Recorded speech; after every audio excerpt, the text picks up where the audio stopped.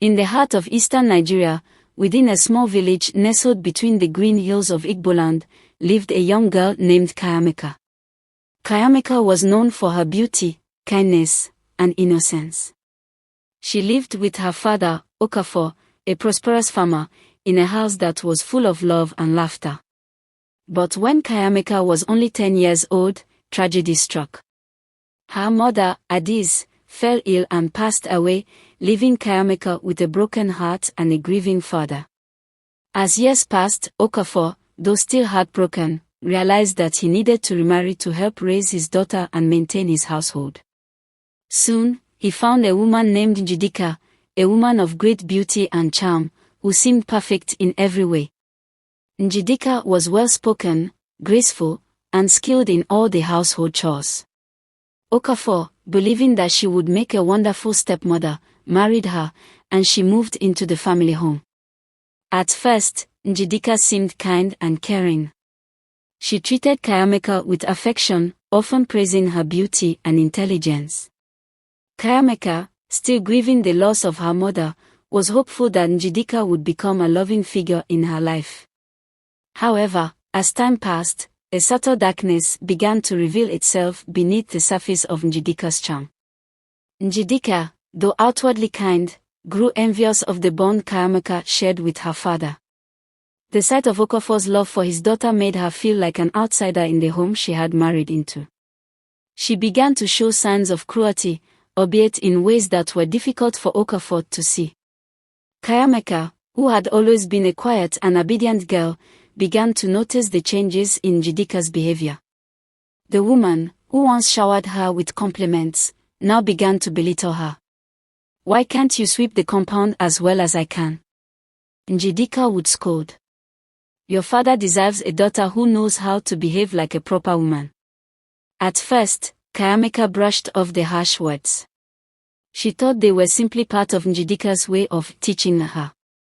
But soon, the insults became more frequent, and the acts of cruelty escalated. Njideka would steal Kayameka's food, lock her in the hut while she went out to visit friends, and even mock her appearance.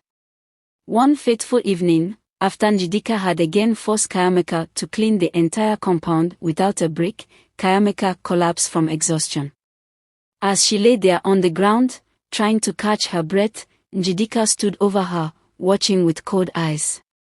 "You're weak, just like your mother was," Njideka sneered.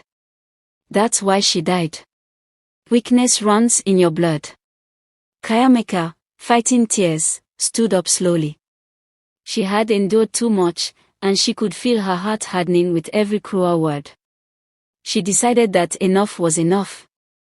She would seek help, and her father's love for her would not be overshadowed by Njideka's bitterness. The following day, Kayameka visited the village elder, a wise and respected woman named Njideka, who had seen many families go through trials of all kinds. Kayameka explained her story, her eyes filled with sorrow, and Njideka listened intently. "You must understand, my child," Njideka said gently, "that jealousy is a dangerous seed to plant in one's heart. Your stepmother, Njideka, may have once been kind, but her heart has now been overtaken by envy."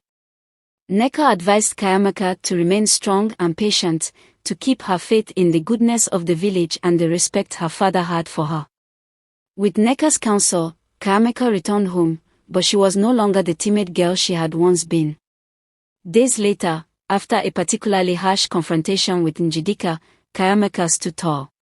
"I will not allow your cruelty to break me," she said, her voice firm.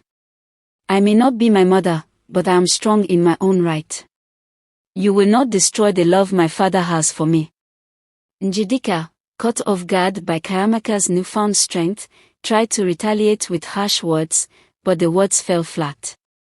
The villagers had begun to notice the tension in the household, and whispers of Njideka's cruel behavior spread like wildfire.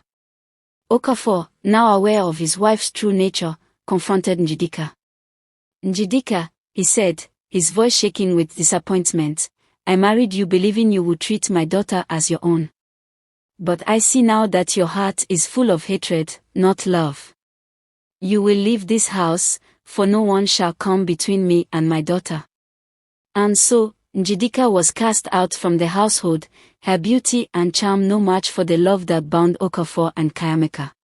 With her departure, the house was once again filled with joy, laughter, and the warmth of family. Kayameka, though scarred by the experience, grew into a wise and strong young woman, forever guided by the lessons of her ancestors. And her story, the story of Njideka, the wicked loving stepmother, would be passed down through generations, reminding all that true love cannot be replaced by jealousy or cruelty.